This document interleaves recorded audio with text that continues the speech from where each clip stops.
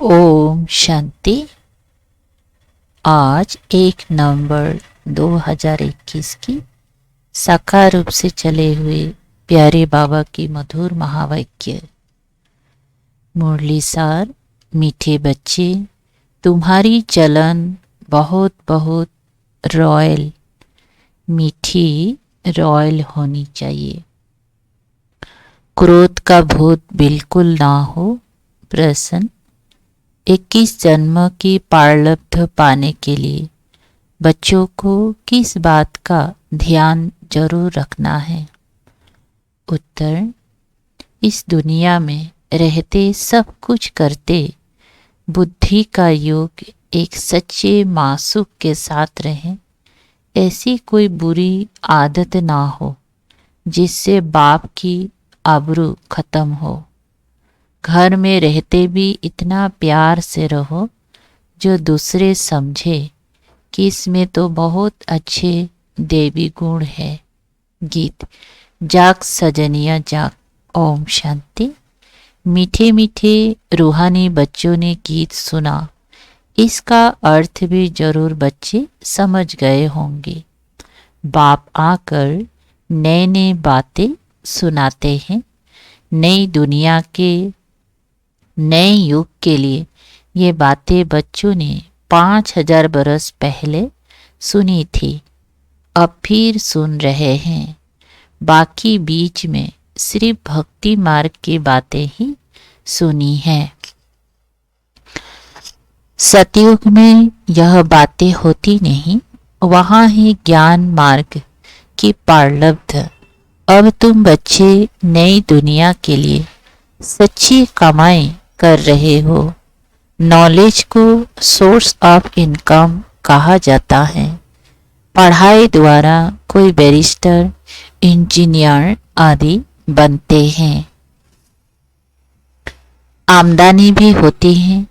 तुम इस पढ़ाई से राजाओं का राजा बनते हो।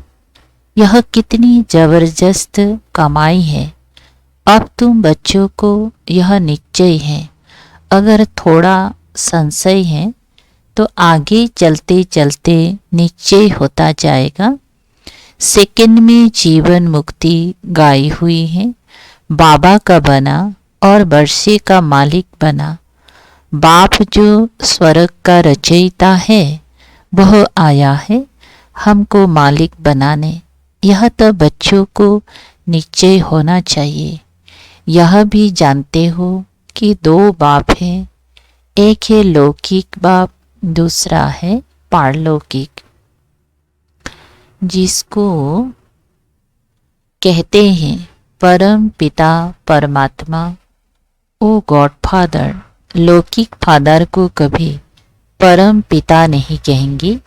सबका सुखदाता, शांति दाता वह एक ही पारलौकिक बाप है। सतयुग में सब सुखी रहते हैं, बाकी आत्माएं शांति धाम में रहती हैं। सतयुग में तुमको सुख, शांति, धन दौलत, निरोगी काया सब कुछ था, तो ऐसे मोस्ट बिलवेड बाप को सब पुकारते हैं। साधु संत लोग भी साधना करते हैं, लेकिन किसकी साधना करते हैं यह जानते ही नहीं। वह करते हैं ब्रह्म की साधना, तो हम ब्रह्म में लीन हो जाए, परंतु लीन तो हो ना सके। ब्रह्म को याद करने से पाप थोड़े ही कटेंगे। बाप कहते हैं माँ में कम याद करो, सर्वशक्तिवान मैं हूँ। वह ब्रह्म जो रहने का स्थान है। ब्रह्म महतत्व में सभी आत्माएं निवास करती हैं, तो ब्रह्म को उन्होंने भगवान समझ लिया है। जैसे भारतवासियों ने हिंदुस्तान में रहने के कारण अपना धर्म हिंदू समझ लिया है, वैसे ब्रह्म तत्व रहने का स्थान को परमात्मा समझ लिया है। वह है ब्रह्मांड। वहाँ आत्माएं ज्योति बिंदु अंडा आकार में रहती हैं। इसलिए उनको ब्रह्मांड कहते हैं। यह है मनुष्य सृष्टि। ब्रह्मांड अलग है, मनुष्य सृष्टि अलग है। आत्मा क्या है यह किसी को भी पता नहीं है। कहते भी हैं भ्रुकुटी के बीच में चमकता है अजब सितारा। फिर कहते हैं आत्मा अंगूठे सदृश है। परंतु बाप कहते हैं आत्मा बिल्कुल सूक्ष्म बिंदु है जिसको इन आँखों से देख नहीं सकते। इनको देखने की, पकड़ने की बहुत कोशिश करते हैं, परंतु किसी को पता नहीं पड़ता। तुम बच्चे जानते हो तो अब तुमको भारत को स्वर्ग बनाने में बाप का मददगार भी बनना पड़े। बाप आते ही भारत में है। शिव जयंती भारत में ही मनाते हैं। जैसे क्राइस्ट होकर गया तो क्रिश्चियन लोग क्रिसमस मनाते रहते हैं। क्राइस्ट कब आया वह भी जानते हैं, परंतु भारतवासियों को यह पता ही नहीं कि बाप कब आया था, कृष्ण कब आया था। किसी का भी उन्हों को पता नहीं है। महिमा सारी कृष्ण की गाते हैं, उसको झूले में झुलाते हैं, प्यार करते हैं, परंतु ये नहीं जानते कि उनका जन्म कब हुआ। कह देते द्वापर में गीता सुनाए, परंतु कृष्ण द्वापर में तो आते नहीं, लीला है एक बाप की। तब उनके लिए कहते हैं तुम्हारी गति मत कृष्ण, तुम्हारी गत मत कृष्ण है, सतयुग का प्रिंस। पहले से माता को साक्षात्कार हो जाता है कि योग बल से बच्चा पैदा होने वाला है। वहाँ शरीर भी ऐसे ही छोड़ते हैं, एक शरीर छोड़ दूसरा लेते हैं। सर्प का मिसाल, वास्तव में सन्यासी ये मिसाल दे नहीं सकते। तुम भिखारी मनुष्यों को बैठ ज्ञान की भू भू कर तमो प्रधान से सतो प्रधान बना देते हो। यह तुम्हारा धंधा है। भू भू कर मनुष्य को देवता बना देते हो। कछुओं आदि का मिसाल भी इस समय का है। कर्म करके फिर जितना समय मिले बाप को याद करना है। तुम जानते हो यह हमारा अंतिम जन्म है। अब नाटक पूरा होना है। पुराना शरीर है, इसका कर्म भोग चुक्त करना है। जब सतु प्रधान हो जाएंगे तो फिर कर्मातीत अवस्था हो जाएगी। फिर हम इस शरीर में रह नहीं सकेंगे। कर्मातीत अवस्था हुई फिर शरीर छोड़ देंगे, फिर लड़ाई शुरू होंगी। मच्छरों सदृश सब शरीर खत्म हो आत्माएं चली जाएंगी। पवित्र बनने बगैर तो कोई जा नहीं सकेंगे। यह है दुख धाम रावण का स्थापन किया और राम का स्थापन किया हुआ शिवालय। वास्तव में परमात्मा का नाम है शिव, ना कि राम। सतयुग शिवालय में सभी देवताएं रहते हैं। फिर भक्ति मार्ग में शिव की प्रतिमा के लिए मंदिर, शिवालय आदि बनाते हैं। अब शिव बाबा का ये तख्त है। आत्मा इस तख्त पर विराजमान है। बाप भी यहाँ बाजू में आकर विराजमान होते हैं और आकर पढ़ाते हैं। सदैव तो नहीं रहता है, याद करो तो यह आया। बाप कहते हैं मैं तुम्हारा बेहद का बाप हूँ, वर्षा मेरे से तुमको मिलना है। ब्रह्मा थोड़े ही बेहद का बाप है, इसीलिए तुम मुझे याद करो। मीठे बच्चे जानते हैं कि बाबा ज्ञान का सागर है, प्यार का सागर है, तो तुम बच्चों को भी प्यार का सागर बनना है। स्त्री पुरुष एक दो को सच्चा प्यार नहीं करते, वो तो काम विकार को ही प्यार समझते हैं, परंतु बाबा ने कहा कि काम महाशत्रु है। ये आदि मध्य अंत दुख देने वाला है। देवताएं निर्विकारी थे, तब तो कहते हैं कृष्ण जैसा बच्चा मिले, कृष्ण जैसा पति मिले। कृष्णपुरी को याद करते हैं ना। अब बाप कृष्णपुरी स्थापन कर रहे हैं। तुम स्वयं श्री कृष्ण जैसे अथवा मोहन जैसे बन सकते हो। प्रिंस प्रिंसेस और भी होंगे, तो ये सब यहाँ बन रहे हैं। उनकी भी लिस्ट रहती है। माला में 8 दाने भी हैं, तो 108 दाने भी है। लोग 9 रतन की अंगूठी पहनते हैं। अब ये 8 कौन है, बीच में कौन है, यह भी तुम जानते हो कि मीठे ते मीठे बाप द्वारा हम रतन बन रहे हैं। बाप कहते हैं बच्चे आपस में बहुत प्यार से चलना है, नहीं तो बाबा का नाम बदनाम करेंगे।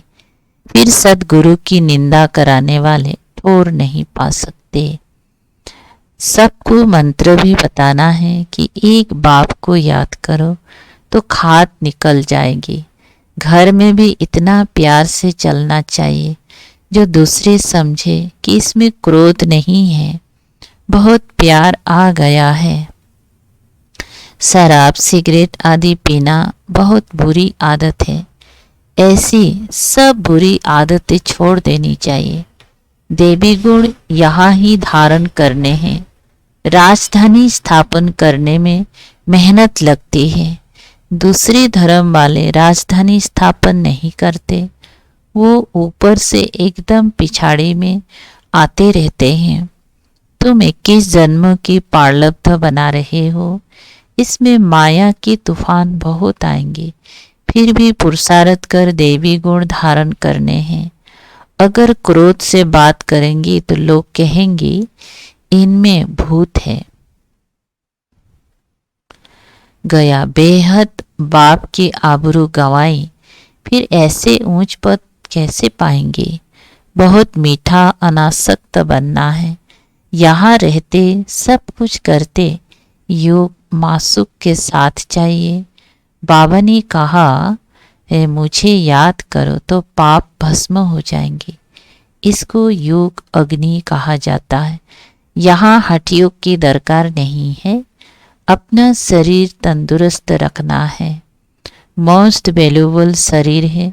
भोजन भी शुद्ध खाना है। देवताओं को कैसा भोग लगाते हैं। श्रीनाथ द्वारे जाकर देखो, बंगाल में तो काली पर बकरे का भोग लगाते हैं। वे अपने पितरों को भी मछली खिलाते हैं, नहीं तो समझते हैं पितर नाराज हो जाएंगी। कोई ने रिवाज डाला है, वो चलता रहता है।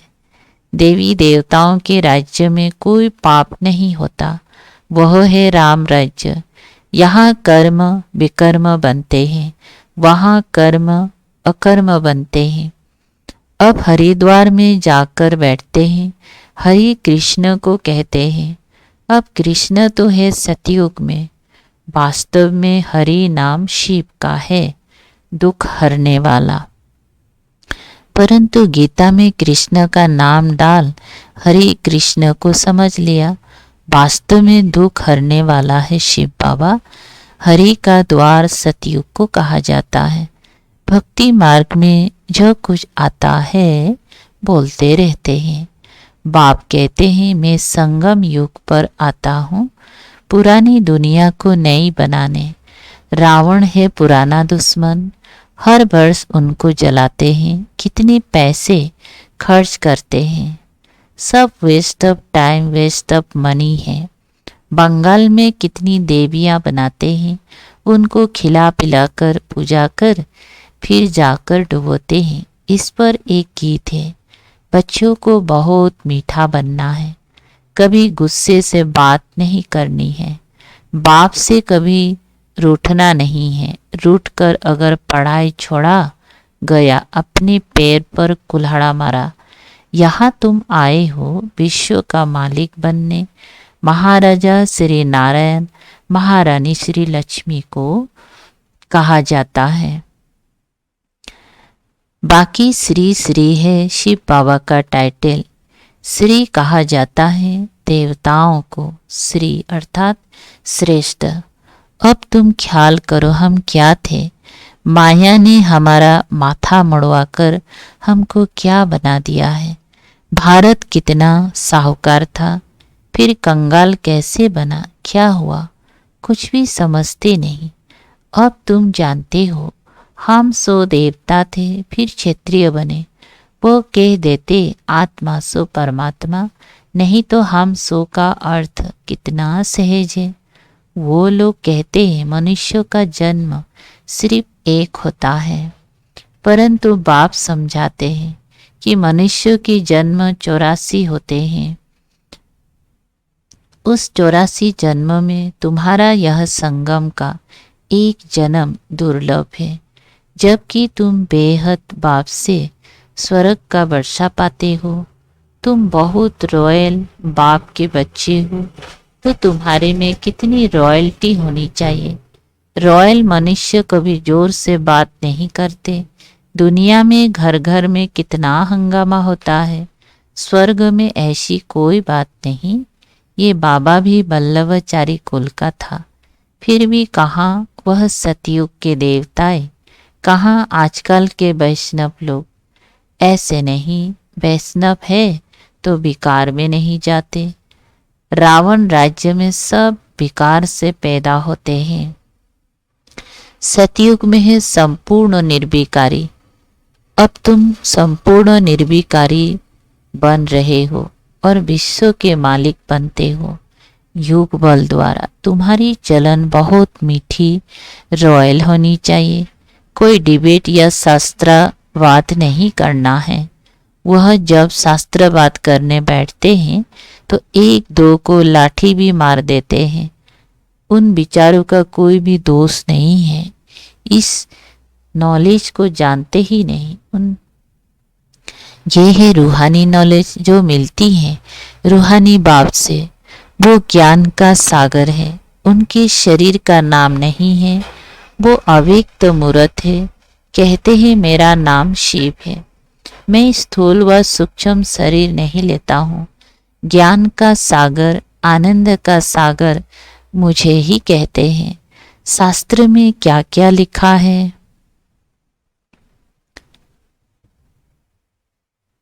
हनुमान पवन पुत्र था, और पवन से बच्चा कैसे पैदा होगा। फिर परमात्मा के लिए कहते कछमच अवतार कितनी गाली दी। बाबा आकर उल्हना देते हैं कि तुमने आसुरी मत पर मुझे इतनी गाली दी। जब इस अवतार से पेट नहीं भरा, फिर कण कण ठिक्कर भीतर में ठोक दिया। ये सब शास्त्र द्वापर से बने हैं। पहले पहले सिर्फ शिव की पूजा होती थी।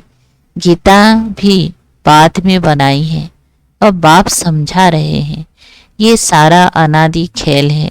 अब मैं आया हूँ तुमको विश्व का मालिक बनाने, तो बाप को पूरा फॉलो करना चाहिए। लक्षण भी बहुत अच्छे होने चाहिए। यह भी वंडर है ना, कलयुग के अंत में क्या है, फिर सतयुग में क्या देखेंगी। कलयुग में भारत इंसाल्वेंट, सतयुग में भारत साल्वेंट। उस समय और कोई खंड नहीं होता। यह गीता एपिसोड रिपीट हो रहा है। अच्छा, मीठे मीठे सिकल दे बच्चों प्रति माता पिता बाप दादा का याद प्यार और गुड मॉर्निंग। रूहानी बाप की रूहानी बच्चों को नमस्ते। हम रूहानी बच्चों की रूहानी बाप दादा को याद प्यार, गुड मॉर्निंग और नमस्ते नमस्ते। शुक्रिया बाबा, थैंक यू। सार है 1 नंबर। हम रॉयल बाप के बच्चे हैं, इसीलिए अपनी चलन बहुत रॉयल रखनी है। आवाज से नहीं बोलना है, बहुत मीठा बनना है। 2, कभी भी बाप से व आपस में रूठना नहीं। रूठ कर पढ़ाई कभी नहीं छोड़नी है। जो भी बुरी आदतें हैं उन्हें छोड़ना है। अच्छा, वरदान सर्वशक्तिवान के साथ की स्मृति द्वारा समस्याओं को दूर भगाने वाले परमात्म स्नेही भव। विस्तार। जो बच्चे परमात्म स्नेही हैं वे स्नेही को सदा साथ रखते हैं, इसलिए कोई भी समस्या सामने नहीं आती। जिनके साथ स्वयं सर्वशक्तिवान बाप है उनके सामने समस्या ठहर नहीं सकती। समस्या पैदा हो और वहां ही खत्म कर दो तो वृद्धि नहीं होंगी। अब समस्याओं का बाट कंट्रोल करो। सदा याद रखो कि संपूर्णता को समीप लाना है और समस्याओं को दूर भगाना है। स्लोगन। प्यारे बनने का पुरुषार्थ नहीं, न्यारे बनने का पुरुषार्थ करो तो प्यारे स्वतः बन जाएंगे। अच्छा, ओम शांति। शुक्रिया बाबा, थैंक यू बाबा।